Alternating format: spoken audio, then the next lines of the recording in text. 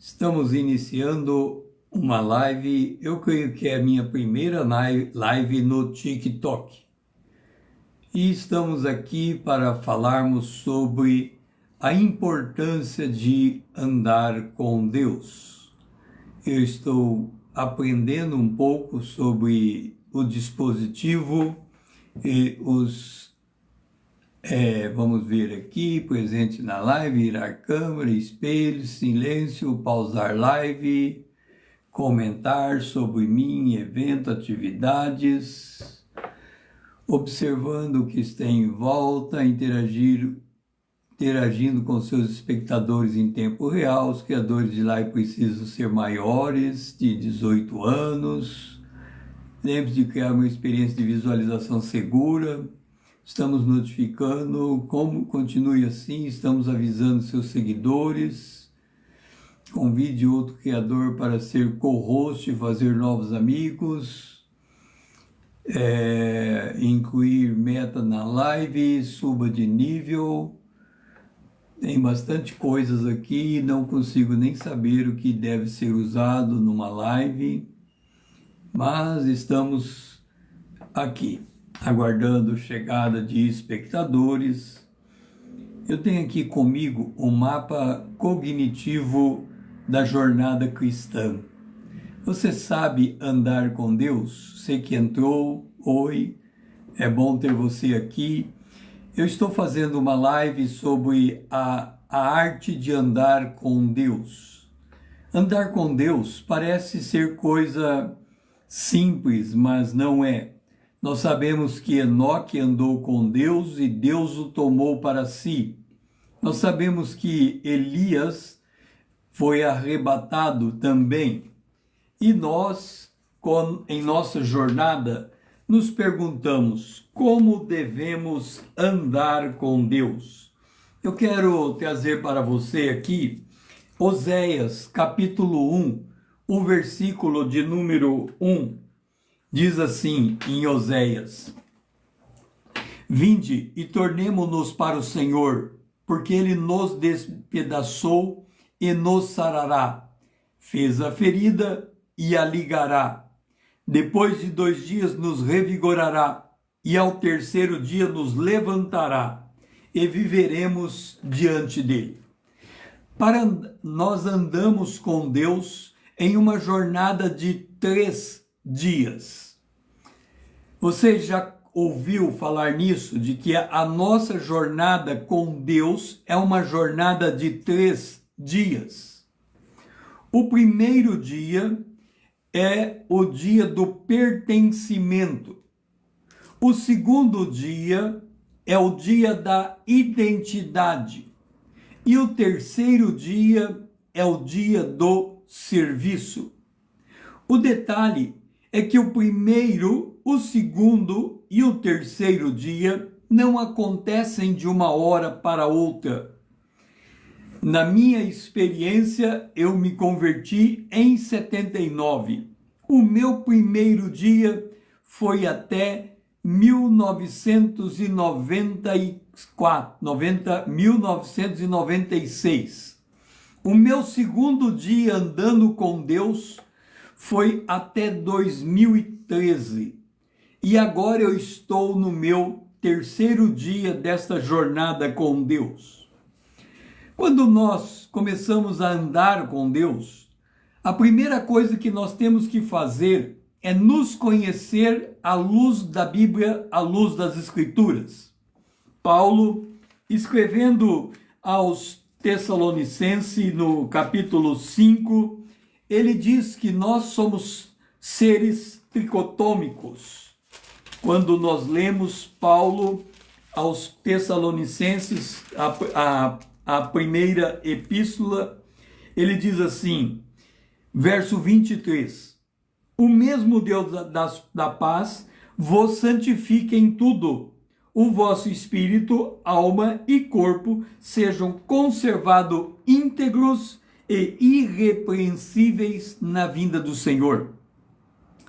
Você sabia que você, que nasceu de novo, você tem o espírito, você tem a alma e você tem o corpo? Eu creio que você já deve ter ouvido muitas vezes em um culto, na abertura do culto, alguém dizer assim: olha, Deus busca verdadeiros adoradores que o adorem em espírito e em verdade. E eu creio que você que entrou nesse culto e ouviu essa expressão de convocação, você deve ter se perguntado assim: eu estou aqui adorando a Deus em espírito? E talvez você fique meio na dúvida se você está adorando a Deus em espírito ou não.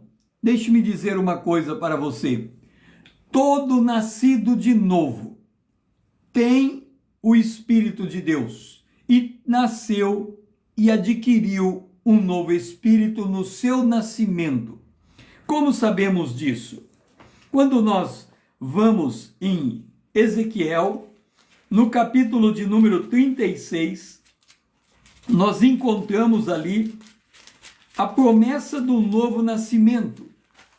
E na promessa do novo nascimento, no capítulo 36 de Ezequiel, diz assim, no verso 26, dar-vos-ei coração novo e porei dentro de vós um espírito novo. Tirarei de vós o coração de pedra e vos darei o coração de carne.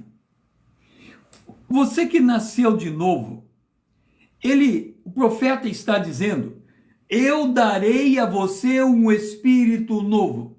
Portanto, todo aquele que nasceu de novo, ele é um adorador, porque ele tem o espírito. Ele passou a ter o espírito humano a partir do seu novo nascimento. Eu pergunto para você: você já nasceu de novo? Você tem essa convicção com você de que você nasceu de novo? Eu faço uma outra pergunta para você. Você sabe como é que alguém nasce de novo?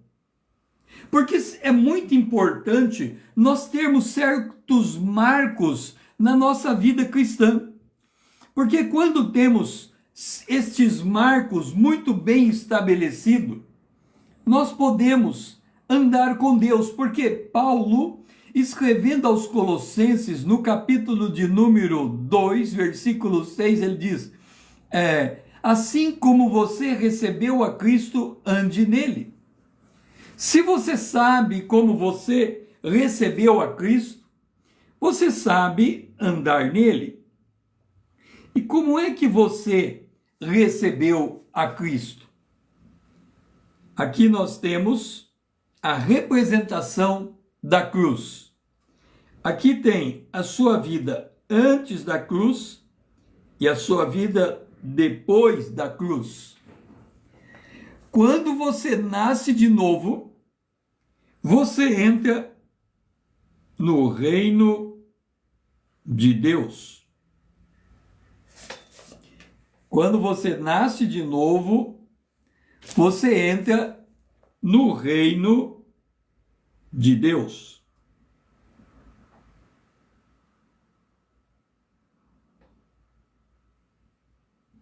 É muito importante você entender esse aspecto.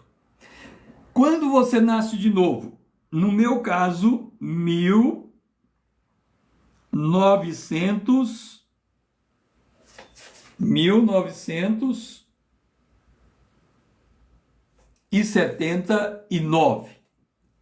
Eu nasci de novo em 1979.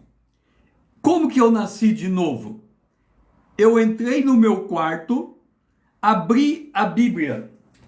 Deixe-me ver aqui se eu tenho fácil a Bíblia dos Gideões. Não está na mão aqui. Eu abri a Bíblia e ao abrir a Bíblia estava escrito: a minha decisão de receber Jesus como meu Salvador. Leia, eu tinha comprado um livro de Tim LaHaye, e esse livro, Como Estudar a Bíblia por Você Mesmo, ele dizia: Se você quer receber Jesus como Salvador, leia a Bíblia, começando na Epístola de João. Deixe-me ver se eu tenho aqui a Bíblia dos Gideões. Não tenho nenhum exemplar aqui comigo.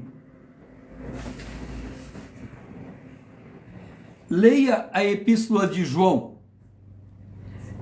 Eu abri a Bíblia para ler a Epístola de João. E em 1 João, capítulo 1, versículo 3, eu estava no meu quarto, eu tinha 18 anos de idade, comecei a ler a primeira Epístola de João, e quando eu cheguei no versículo 8, se dissermos que não temos pecado nenhum, a nós mesmos nos enganamos e a verdade não está em nós. Eu parei diante desse versículo e pensei comigo, eu acho que eu não tenho pecado. Eu não minto, eu não furto, eu não roubo, eu não adultero. Então eu acho que eu não tenho pecado. Mas se eu disser que eu não tenho pecado, eu engano a mim mesmo. Mentira é pecado. O salário do pecado é a morte. Então eu preciso de um Salvador. E o verso 9 diz, se confessarmos os nossos pecados, Ele é fiel e justo para nos perdoar os pecados e nos purificar de toda injustiça. Eu pensei comigo, se eu confessar, eu sou perdoado. Então eu, nesse momento, reconheço que eu preciso de um Salvador. E naquele dia eu tomei uma decisão. Eu disse, eu recebo Jesus como meu Senhor e meu Salvador.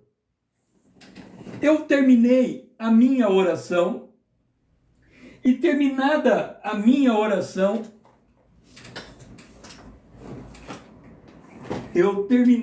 aqui achei. Aqui está a Bíblia dos Gideões. Eu recebi a Bíblia dos Gideões, eu estava com uns 14 anos, e aqui eu coloquei o meu nome, ofertado a, e coloquei a data que eu recebi a Bíblia. Quando eu cheguei na última página, minha decisão para receber Cristo como meu Salvador. Eu tinha uns 14 anos, eu li essa parte e disse assim, por que eu tenho que aceitar Jesus como Salvador? Não faz sentido. Eu não vou fazer esta oração se eu não consigo entender por que eu tenho que aceitar Jesus como Salvador. Os anos se passaram. E aí eu tive a oportunidade de estudar nos Estados Unidos. E lá nos Estados Unidos, eu comprei esse livro. Como estudar a Bíblia por você mesmo, de Tim LaHaye.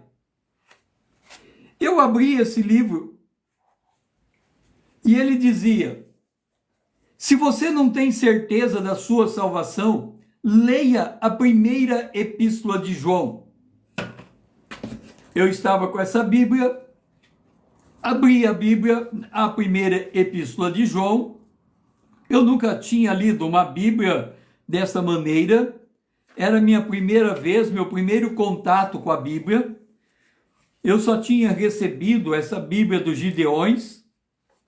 Eu abri a minha Bíblia e procurei a primeira Epístola de João. Quando eu a encontrei, eu comecei a ler.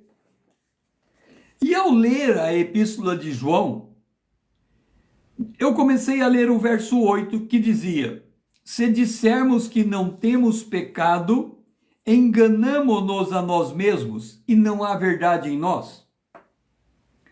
Eu pensei comigo, eu acho que eu não tenho pecado. Mas aqui está dizendo que se eu disser que eu não tenho pecado, eu estou me enganando.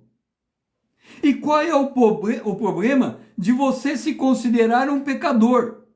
Porque tem muita gente que, para dizer-se humilde, se declara pecador.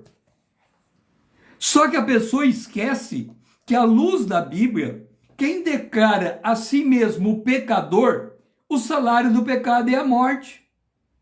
Ora, se eu me declaro pecador e o salário do pecado é a morte, então eu preciso de um Salvador. E naquele dia, eu resolvi aceitar Jesus como Salvador. E eu não sabia o que tinha acontecido. Por isso, em 1979, eu recebi Jesus como Salvador e entrei no reino de Deus. Hoje, eu posso falar com propriedade o que aconteceu comigo quando eu aceitei Jesus como Salvador. Eu entrei no reino de Deus. E quando você entra no reino de Deus, e é muito importante você conhecer a sua identidade à luz da Bíblia.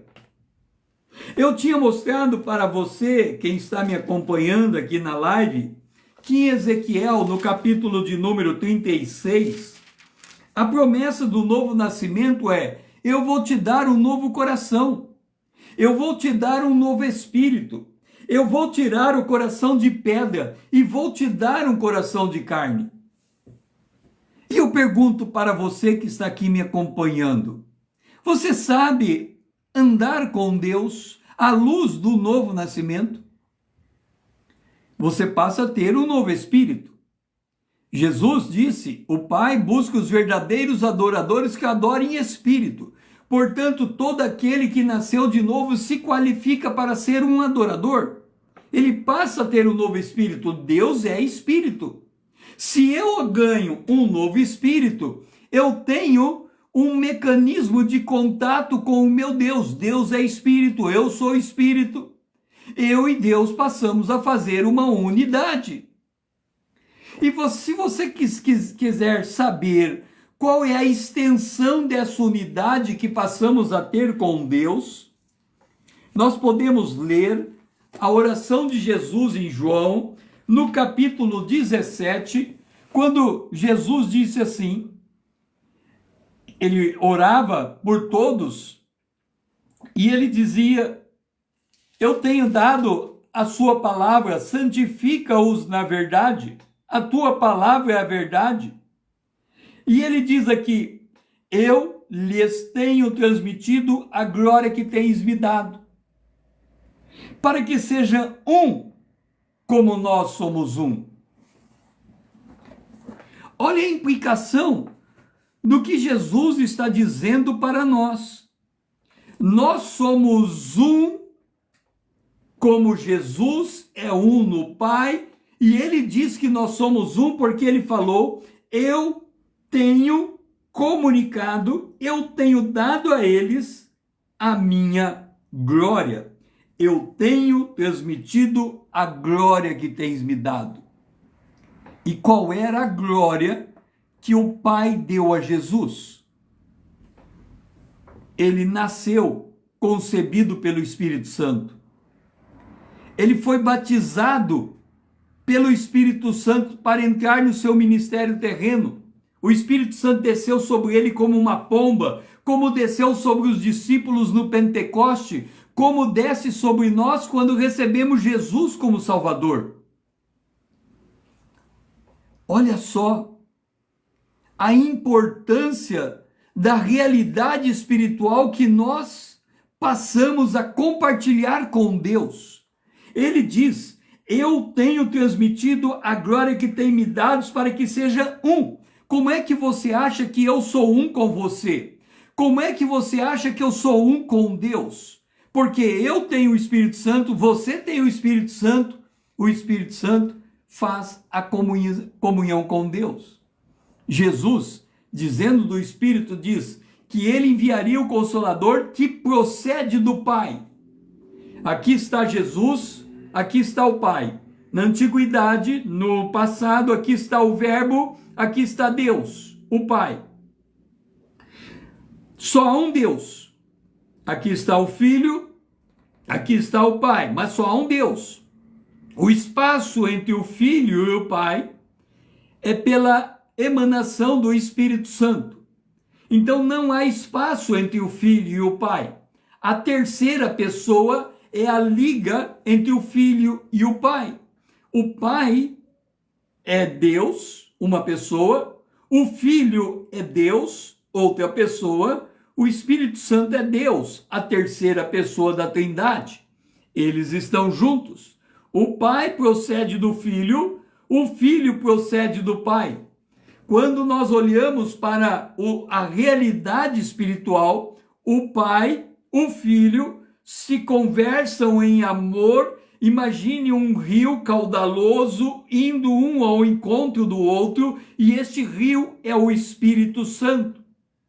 E quando o Pai e o Filho olham para baixo para a igreja, ele derrama o Espírito Santo sobre a igreja. Então você tem o Pai, você tem o Filho, e você tem o Espírito Santo derramado sobre a igreja. Quando nós entramos em comunhão com o Pai, nós entramos em uma unidade de um mesmo Espírito Santo. Você é filho de Deus, você é filha de Deus, porque recebeu o poder de se tornar filho de Deus quando recebeu Jesus como Salvador, e aqui começa a sua jornada com Deus.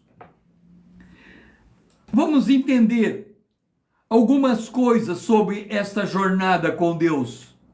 Imagine que você é mãe solteira.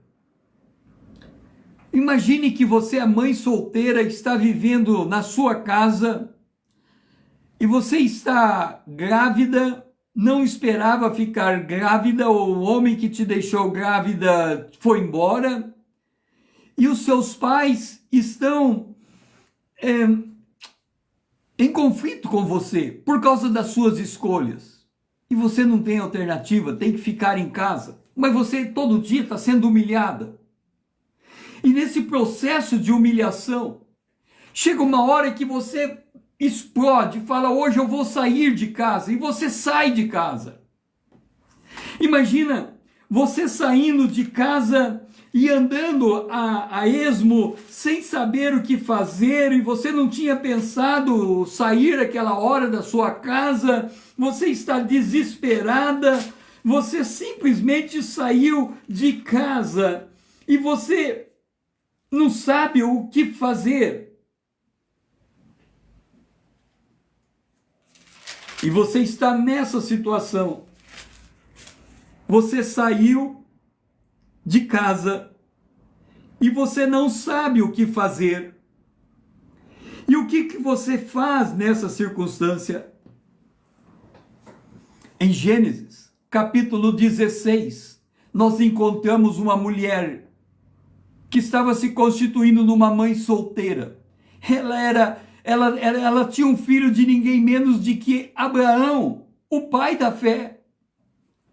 A Sara era estéril. Sarai era o nome dela, antes de mudar o nome, era estéril. E ela fez um arranjo com o marido dela. Ela disse: marido, eu não tenho capacidade de te dar um filho. Eu tenho aqui a minha serva chamada Agar. Olha para minha... Tenho um filho com minha serva Agar.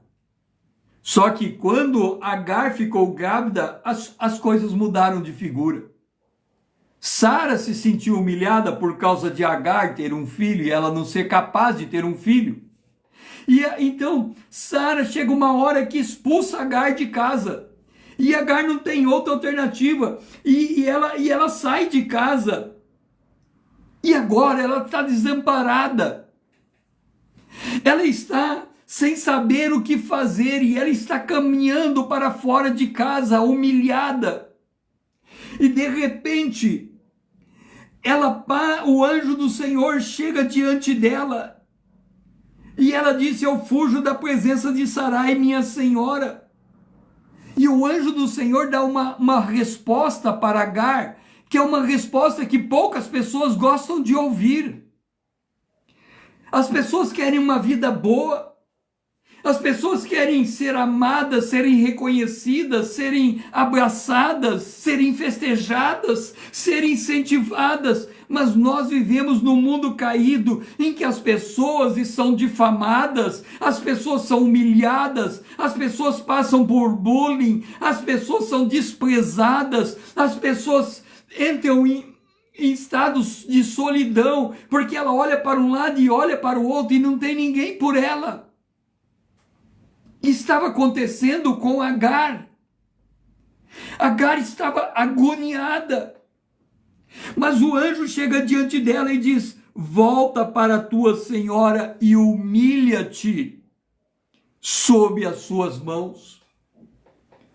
Talvez você esteja no emprego e você está sendo humilhado pelo seu chefe, e a palavra de Deus é: volte para o seu trabalho e continue sendo humilhado pelo seu chefe. E você vai dizer: César, você ficou doido? Eu vou voltar para o meu trabalho para ser humilhado?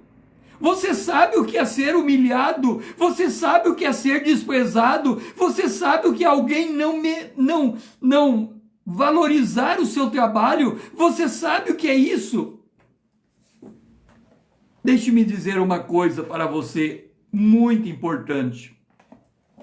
Você quer um encontro com Deus? Quando eu comecei essa live, eu citei Oséias no capítulo 6, e eu disse que a experiência com Deus é uma jornada de 3 dias. Em Oséias, no capítulo 6, ele falando acerca do Senhor, ele diz: vinde e tornemo-nos para o Senhor. Vinde e tornemo-nos para o Senhor. Você quer saber aonde é o lugar de encontro com Deus? Você conhece o lugar onde Deus marca o encontro com as pessoas? Você sabia que o nosso Deus é um Deus que marca encontro com as pessoas, e você quer conhecer o lugar desse encontro? É no lugar onde você está sendo humilhado. O lugar onde Deus marca encontro com as pessoas é o lugar onde você está sendo desprezado. O lugar onde Deus marca o encontro com você é o lugar onde você está sofrendo, passando por uma enfermidade. O lugar onde Deus marca o encontro para encontrar com você é o lugar onde você está passando por um trauma. Por que que Deus marca encontro em lugares como este? Porque o nosso Deus é um Deus longânimo, é um Deus clemente, é um Deus perdoador, é um Deus restaurador, mas é um Deus que estende a mão para o fraco e para o oprimido. Jesus fez o convite, ele disse: vinde a mim todo que está cansado e oprimido. Então, se você quer ir encontrar-se com Jesus, você tem que estar cansado, você tem que estar oprimido, você tem que estar desprezado, você tem que estar humilhado, você tem que se ver como um pecador que precisa de misericórdia. Ninguém gosta de estar nesse lugar. As pessoas querem estar em lugar de prosperidade, em lugar de saúde, em lugar de conquista, em lugar de vitória, em lugar de que as pessoas são festejadas. Agora, quando está colocado aqui, quando a pessoa está caída no adultério, quando a pessoa está caída na prostituição, quando a pessoa está caída no roubo, quando a pessoa está caída porque a sua empresa quebrou, ela está falida, quando a pessoa está caída porque ela está sendo humilhada pelo seu patrão, quando ela está caída, ela não consegue enxergar que este é um lugar de encontro com Deus. E quando Agar recebe o anjo diz: volta para a tua senhora e humilha-te sob as suas mãos. Nós temos que aprender a enfrentar os lugares de humilhação. Nós temos que aprender a enfrentar os lugares em que nós somos feridos, em que nós somos machucados. Nós temos que aprender a estar nesses lugares, porque quando estamos nesses lugares, o Senhor tem um encontro conosco. O Senhor consegue estender a sua mão para nos pegar. O Senhor consegue estender a sua mão porque Ele é o Salvador, porque Ele é o Redentor, porque Ele é o Messias, porque Ele é o Cristo, porque Ele é aquele que morreu e se humilhou e a si mesmo se tornou maldição e recebeu sobre si os nossos pecados, e o castigo que estava sobre nós foi lançado sobre Ele, e Ele sofreu em nosso lugar.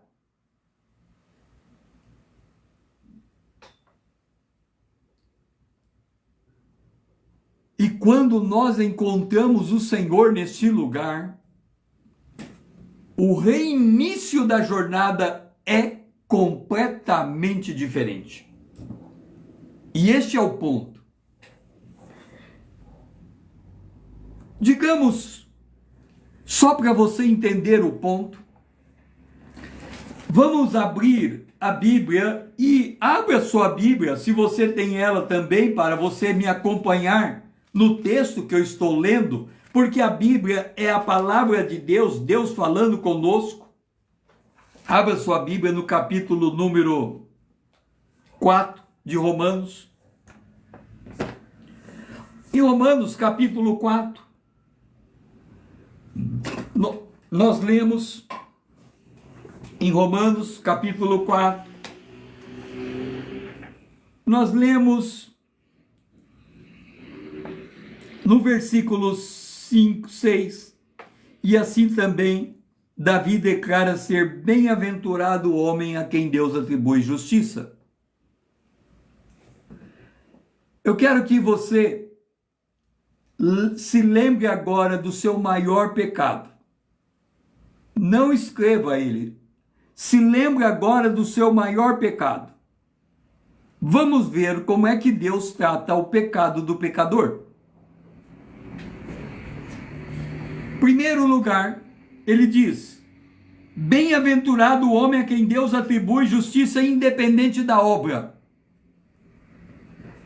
Ele pega você, essa camisa aqui, eu tomei banho ontem à noite e coloquei essa camisa. Hoje à noite eu devo tomar banho e vou pôr uma outra camisa. Da mesma maneira como a cada momento em que eu tomo banho, eu troco a minha roupa, Deus está declarando a você que Ele trocou a opinião que Ele tem a seu respeito e declarou: você agora é justo, não é mais pecador. Bem-aventurado o homem a quem Deus atribui justiça. Quando você, presta atenção para você entender a palavra de Deus.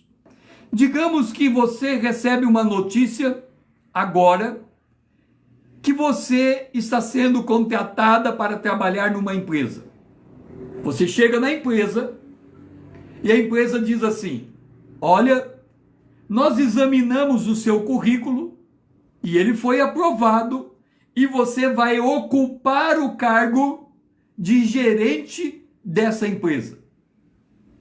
E nós vamos te dar a responsabilidade de você liderar todos os funcionários deste setor em que você é gerente. O que esse homem está fazendo? Ele está dando uma atribuição a você. Quando você não era daquela empresa, você nunca foi gerente. Mas a partir do momento que você entrou naquela empresa para trabalhar, alguém do RH declarou que você, dentro daquela empresa, é um gerente. Da mesma maneira, quando você recebe Jesus como Salvador, no dia que você recebeu Jesus como Salvador, Deus disse: agora você é justo, não é mais pecador. Agora você é justo, não é mais pecador. Ele mudou a sua natureza. Ele regenerou você. É como um vaso na mão do oleiro. Ele pegou e refez tudo e criou uma coisa nova. Quem está em Cristo é nova criatura. As coisas velhas para trás ficaram e tudo se fez novo. tudo se fez novo. Isto é o novo nascimento. Você passou a viver uma nova realidade. E o autor aos Romanos, Paulo, escreve no capítulo Romanos 4, versículo 7, bem-aventurado aqueles cujas iniquidades são perdoadas. Todos os seus pecados foram perdoados. Você entendeu isso? Todos os seus pecados foram perdoados. Mas os seus pecados foram cobertos. E mais, e ele jamais imputará a você um pecado. Você entendeu o que Deus está falando com você? Eu pergunto para você, por que você está lembrando do seu pecado se Deus não mais, se ele perdoou, se ele cobriu e se ele não mais leva em conta? Agora, eu quero que você entenda uma coisa. Se você vai dizer, Deus perdoou o meu pecado. Para Deus perdoar o seu pecado, teve um preço para ele. Deus pagou um preço muito caro para perdoar o seu pecado. Deus pagou um preço muito caro para perdoar os seus pecados. Sabe o que ele fez? Isaías capítulo 53 fala de Jesus. Ele era desprezado e o mais rejeitado entre os homens, homens de dores, que não sabe o que é padecer, e sabe o que é padecer. Certamente ele tomou sobre si as nossas enfermidades, e as nossas dores levou sobre si. Nós o reputávamos por aflito, ferido de Deus e oprimido, mas ele foi traspassado pelas nossas transgressões e moído pelas nossas iniquidades. O castigo que nos traz a paz estava sobre ele, e pelas suas pisaduras somos sarados. Olha o que Deus fez. Ele perdoou o seu pecado, ele cobriu o seu pecado, ele não mais olha para o seu pecado, porque ele pegou o seu pecado, colocou sobre Jesus e castigou Jesus no seu lugar. Você consegue compreender isso? Jesus foi castigado no meu e no seu lugar. Você consegue compreender isso? Jesus foi castigado no meu e no seu lugar. Você consegue compreender isso?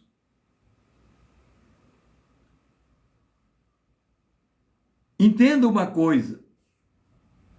Se você de fato encontrou com Jesus, a sua vida mudou. Se você não encontrou com Jesus, a sua vida não passou por nenhuma mudança.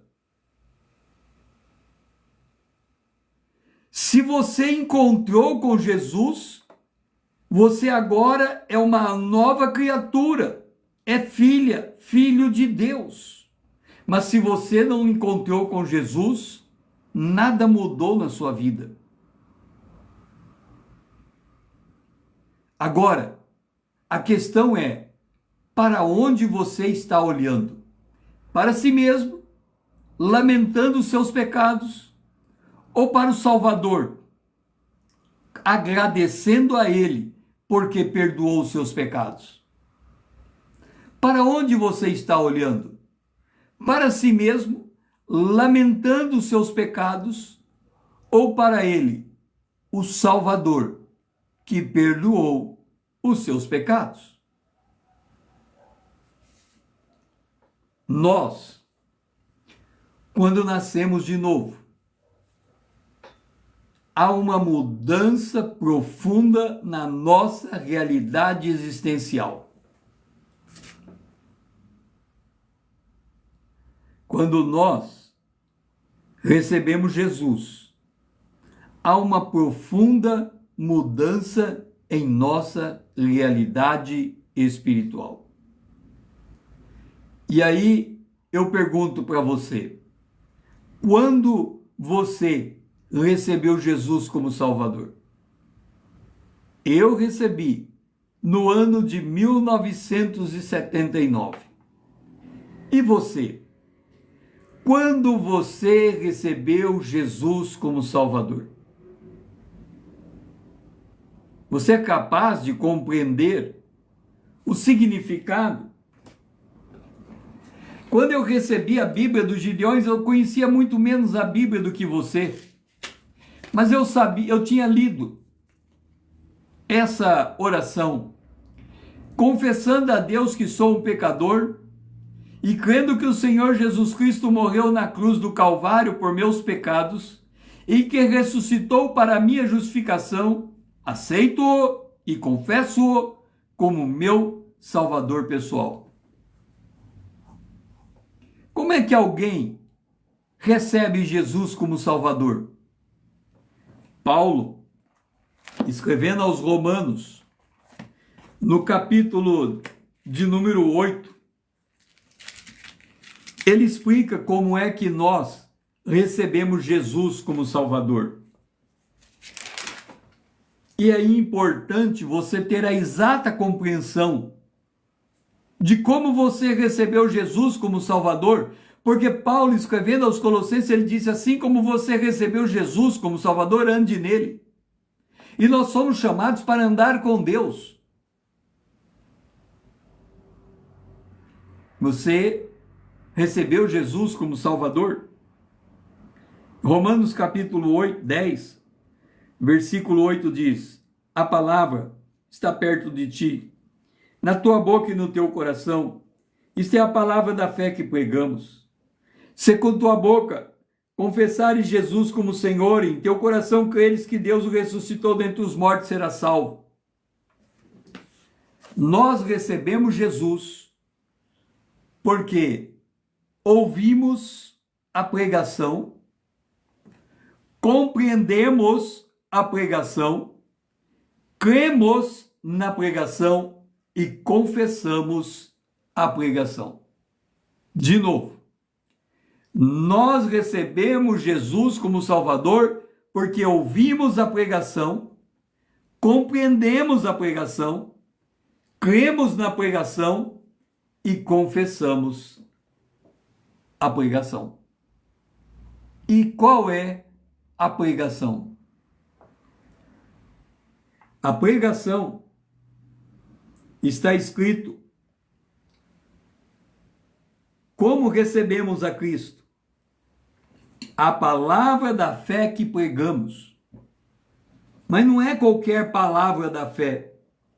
O apóstolo Paulo, no verso 17 de Romanos 10, ele diz: a fé vem pela pregação e a pregação pela palavra de Cristo. A fé vem pela pregação e a pregação pela palavra de Cristo.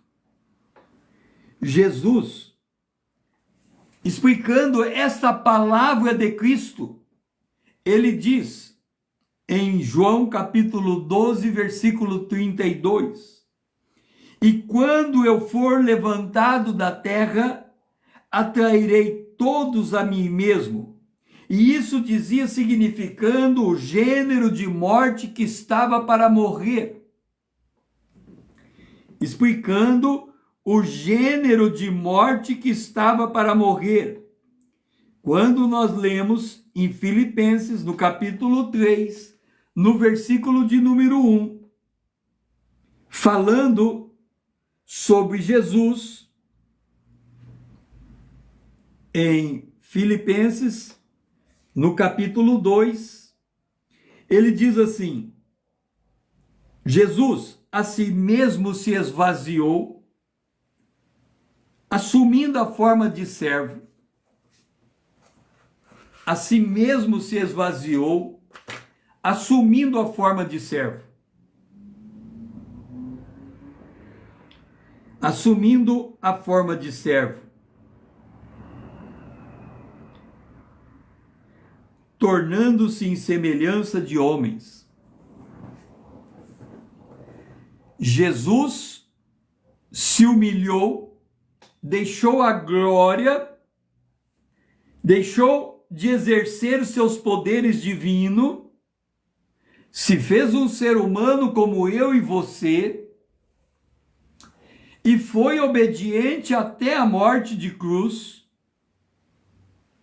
e ali ele morreu no meu e no seu lugar.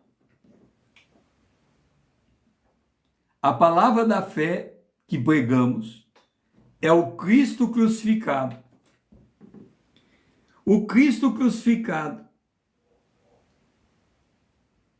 Paulo, escrevendo em 1 aos Coríntios, no capítulo 1, verso 22 em diante, ele diz: porque tanto os judeus pedem sinais, como os gregos buscam sabedoria, mas nós pregamos a Cristo crucificado, escândalo para o judeu e loucura para os gentios. Nós pregamos a Cristo crucificado. Você entende por que pregamos a Cristo crucificado? Porque Jesus veio nos trazer um ministério de reconciliação. O homem tem que ser reconciliado com Deus, mas Deus não pode abrir mão de sua justiça. Então ele olhou para você, ele olhou para mim e ele disse: eu tenho que castigar o César pelo pecado que o César cometeu.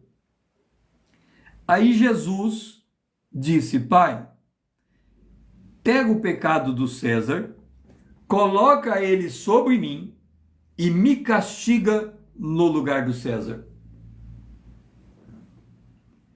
Deus amou o mundo de tal maneira que deu o seu Filho unigênito.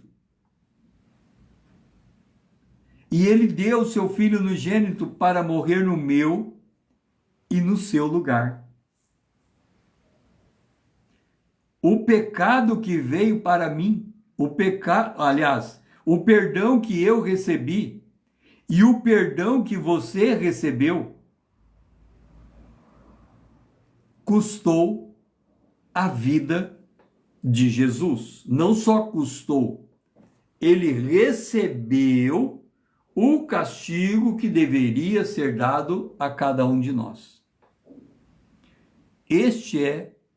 Esta é a demonstração do amor de Deus. E eu pergunto para você: você consegue enxergar este amor? Você consegue entender a extensão desse amor por você? Quantas vezes a gente fica reclamando do passado? Ficamos trazendo à memória as coisas que passaram e não somos capazes de compreender o que Deus fez por nós e como ele mudou radicalmente a nossa vida. Eu comecei a falar de Agar.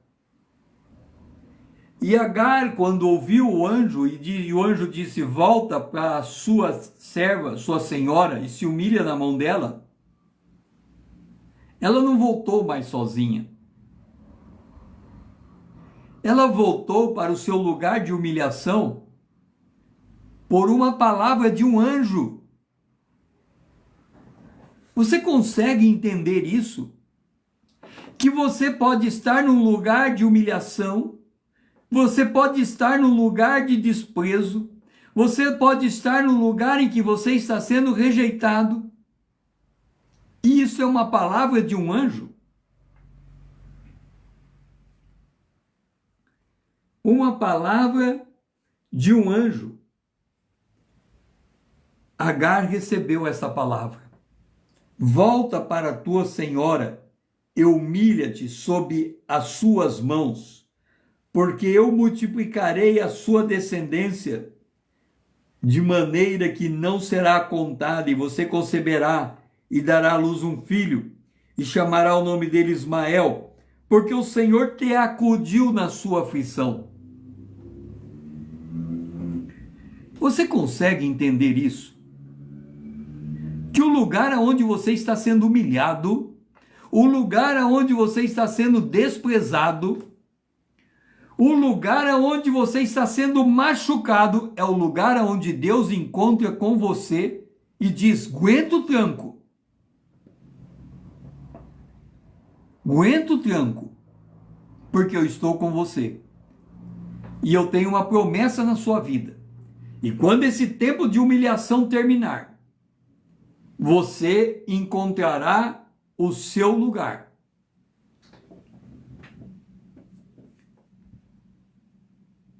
Um lugar de humilhação. Nós temos encontros com Deus nos lugares mais inusitados.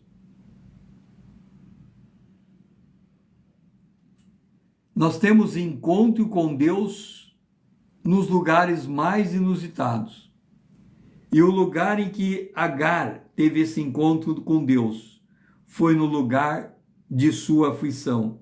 O Senhor te acudiu na tua aflição. Quando nós nos colocamos diante de Deus, nós devemos nos perguntar: Senhor, como que vamos andar contigo nessa situação?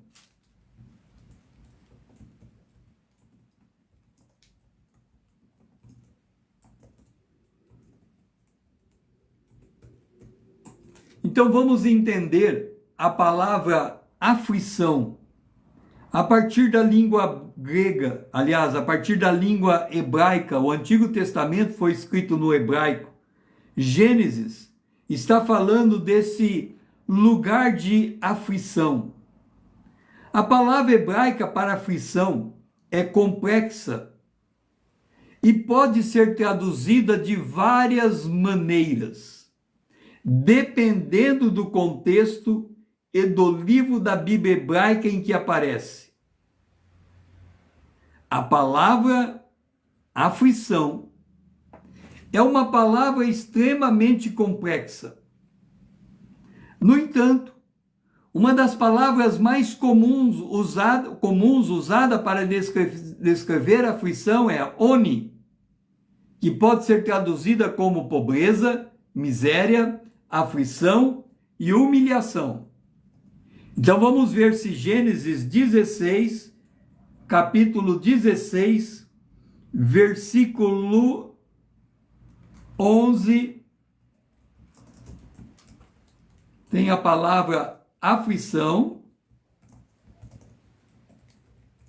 Qual é esta palavra no hebraico?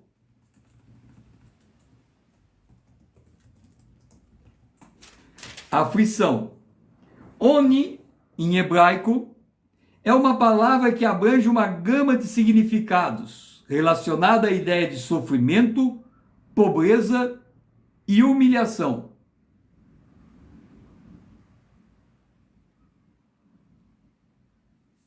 Outra palavra importante é tissar, que pode ser traduzido como aflição, angústia e sofrimento. Então, em Gênesis capítulo 16, versículo 11, A palavra aflição é a palavra oni. A palavra usada é aná. Essa palavra é frequentemente traduzida por afligir, humilhar, oprimir. Agar, que teve um filho com Abraão, o pai da fé, ela estava num lugar em que ela estava sendo oprimida, humilhada, abatida, afligida. E o Senhor falou para ela voltar para esse lugar. O Senhor falou para ela continuar nesse lugar. E se você quer ter experiência com Deus, você precisa voltar para o seu lugar de humilhação, até que esse tempo de humilhação termine. Enquanto você está neste lugar de humilhação, o Senhor está trabalhando, moldando você. Porque quando Ele dá uma palavra, e Ele diz no caso de Agar, volta para a tua senhora e humilha-te nas suas mãos, Ele diz, você vai ter um filho.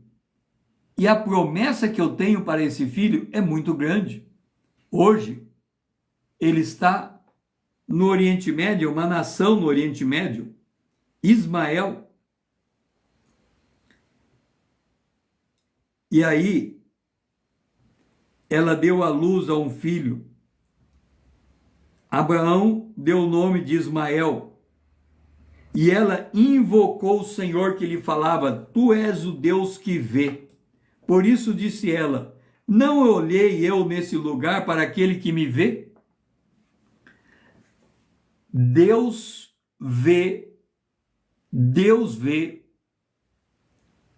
a sua aflição. Deus vê a sua aflição. Deus vê a sua humilhação.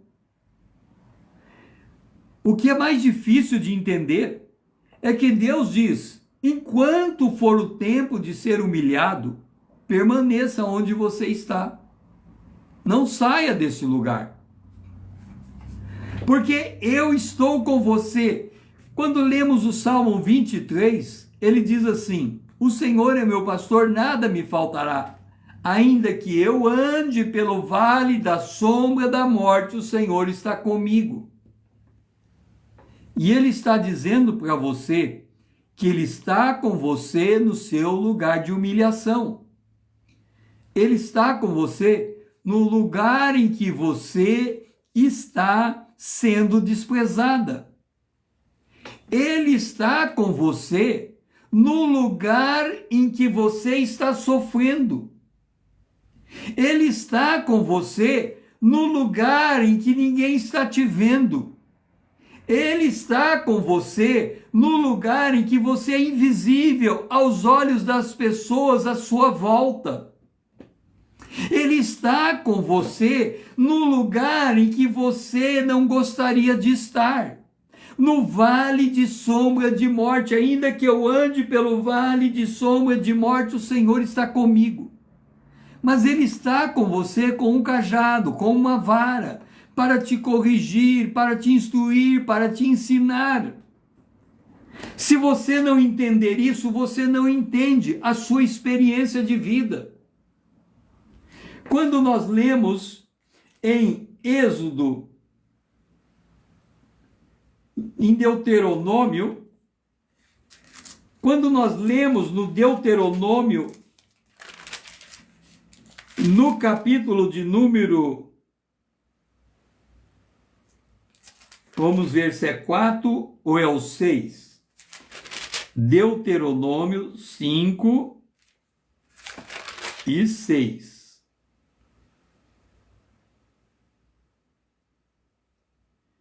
Deuteronômio, eu creio que é o capítulo 4.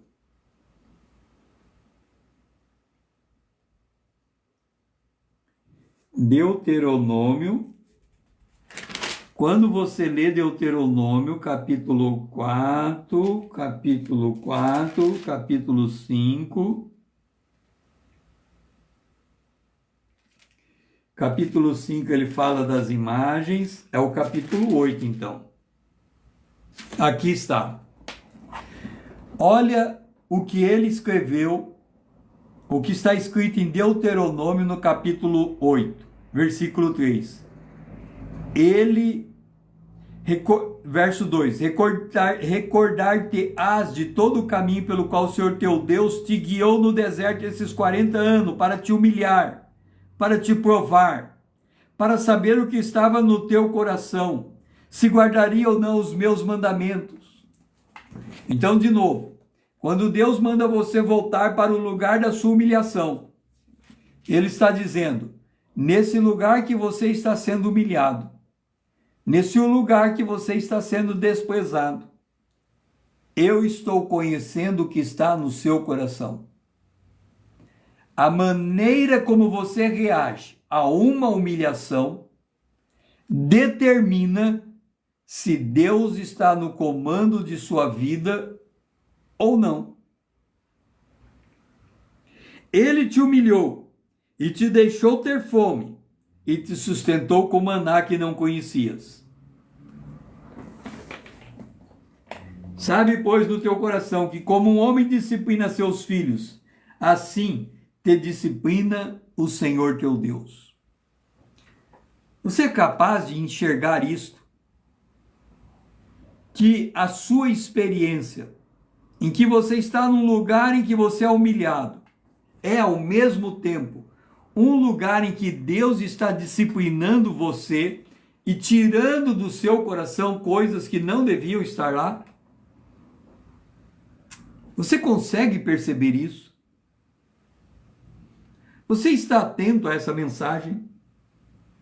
Volta para a tua senhora e humilha-te sob suas mãos.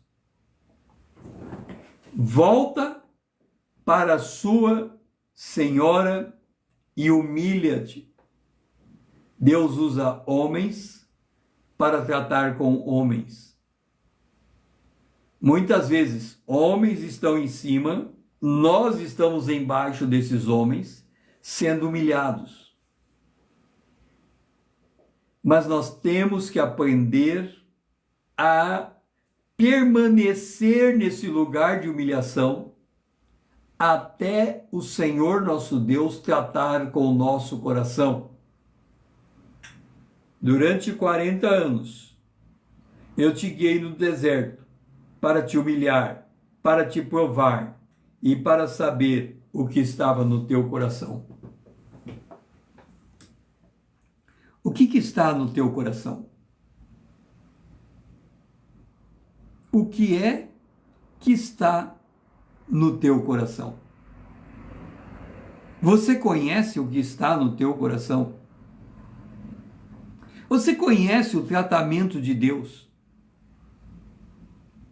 Você tem essa intimidade com Deus para conseguir reconhecer que no lugar em que você está sendo humilhado e aflito é um lugar onde Deus está trabalhando com você para mudar a sua natureza, o seu comportamento, a sua compreensão das coisas, o seu entendimento? Você consegue compreender isso?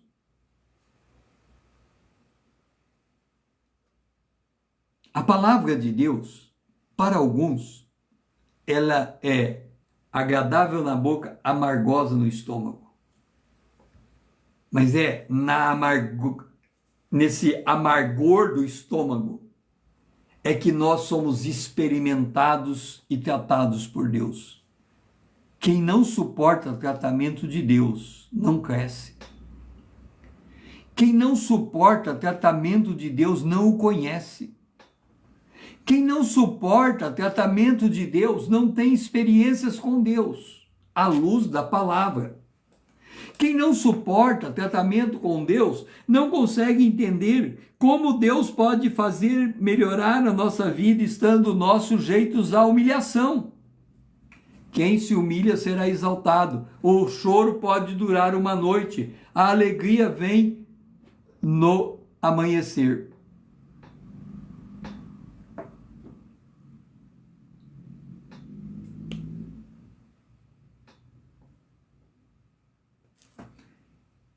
A live está acabando e tem um quebra-cabeça aqui. Eu tenho que colocar o quebra-cabeça exatamente no lugar. E agora eu creio que a live foi reativada.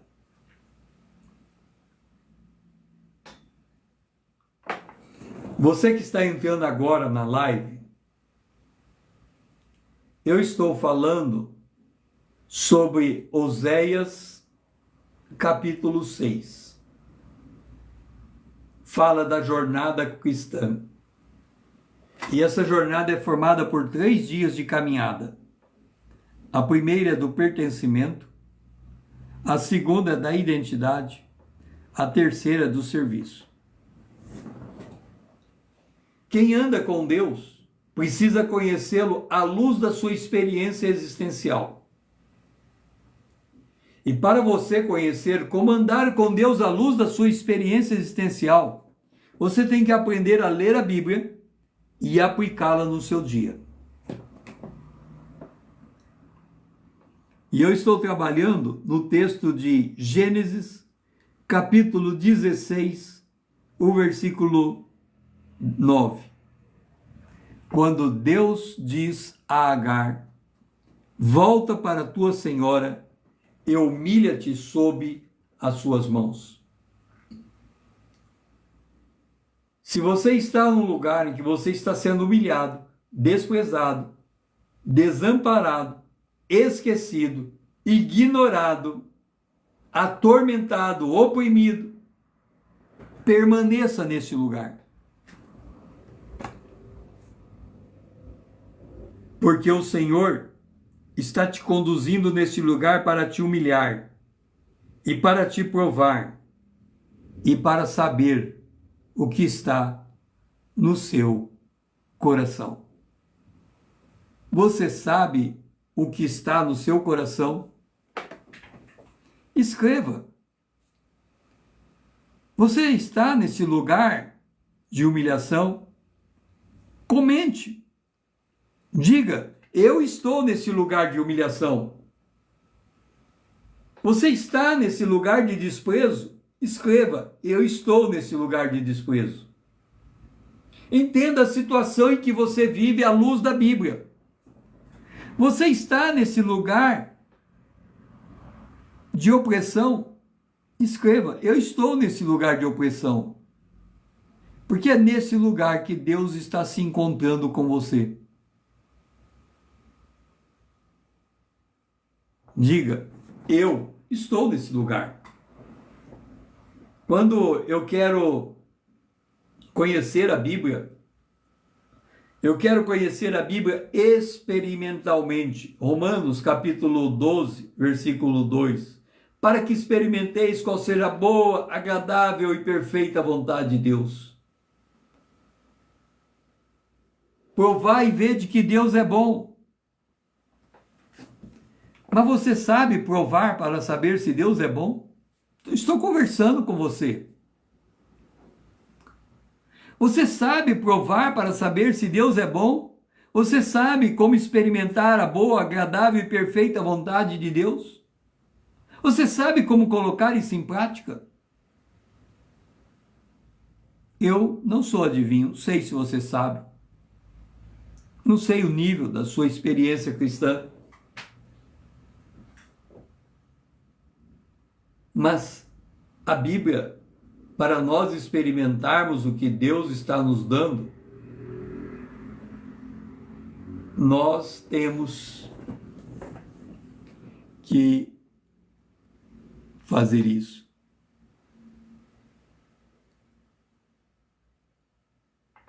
Quem já fez live que está aqui nessa sala? Alguém já fez live? Quando eu termino uma live aqui, essa live pode ser publicada? Onde que a gente termina uma live aqui? Tem um botão ali de desliga quando eu desligo a live, eu consigo publicar essa live?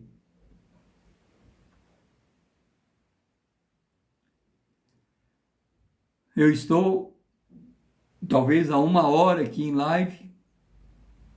Eu vou desligar a live e vou publicá-la se eu conseguir. Eu agradeço muito a sua estada aqui comigo. Curta essa live, curta.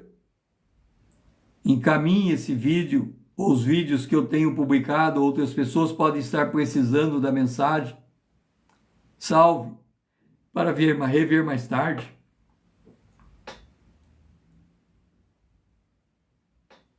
Siga-me, para crescermos juntos na graça de Deus. Eu vou desligar e ver se é possível republicar.